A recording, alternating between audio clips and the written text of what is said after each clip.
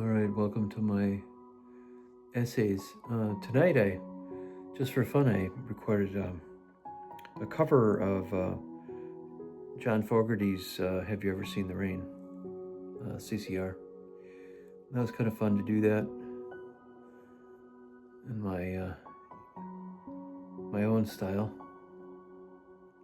This essay we could call Holding Hope in a Troubled World. I think I did an essay about hope in a fractured world, so this is more beyond. This is really where I name specific concerns, and there's a lot of concerns, and you can be, if you watch the news, you can just be inundated with negativity, just pelted with it, and politics is so vicious, both on the right and the left.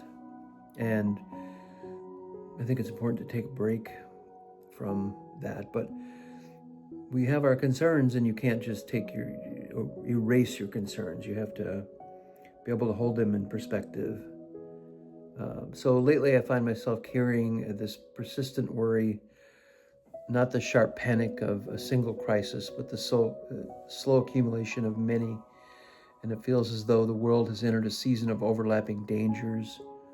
The nuclear threat, something many hoped belonged to the last century, now has returned to the global stage, and nations posture and threaten with a casualness that doesn't even match the destructive power they hold. The U.S. faces its own national security challenges, from terrorism to cyber attacks to unpredictable behavior of hostile states. Tensions across the world only deepen.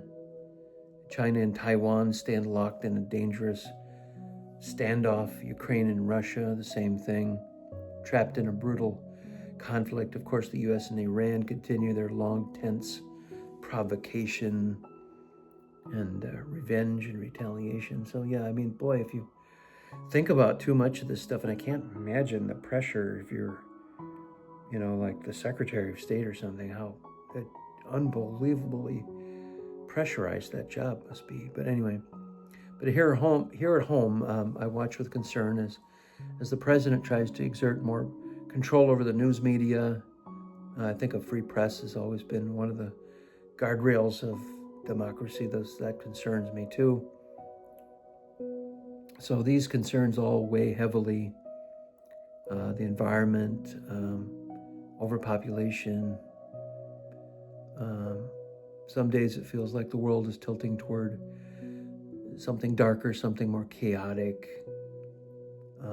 Because history shows that human beings have a remarkable capacity to correct their course. I still have great faith in the human race, in that we've been through so many tough times. When you look at history, the Dark Ages, and the Revolutionary War, and the Civil War, and Vietnam, and we've just been tested big time. And it's not like we haven't had challenges before.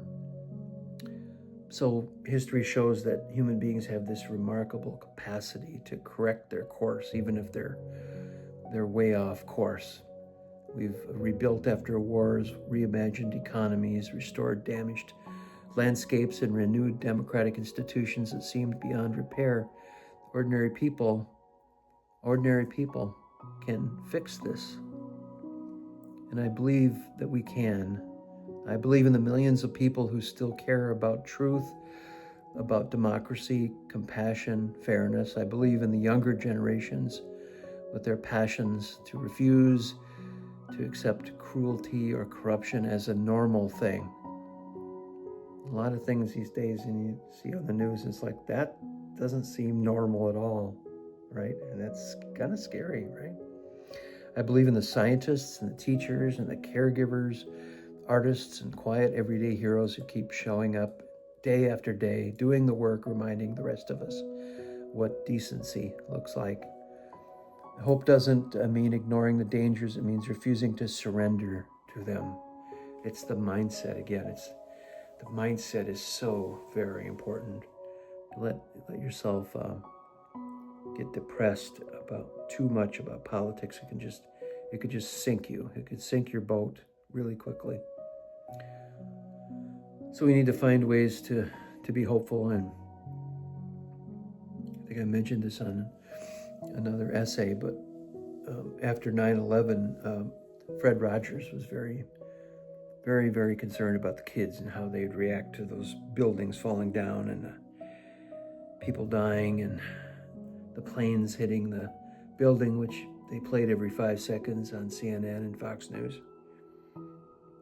And he was concerned about the kids and how they feel and how they would recover from this. And he would say to families and kids to concentrate on the helpers. There's always the good people rushing in. There's these firefighters that rushed in without thinking to the buildings. And all these police and all these people, the everyday heroes, helping their neighbors escape and surviving together. So you think of terrible tragedies and things, but you can also think of the helpers and these wonderful people that rush in, come out of the woodwork to rush in and help. That's my essay for tonight. And we'll call it Holding Hope in a Troubled World. There's still a lot of hope out there.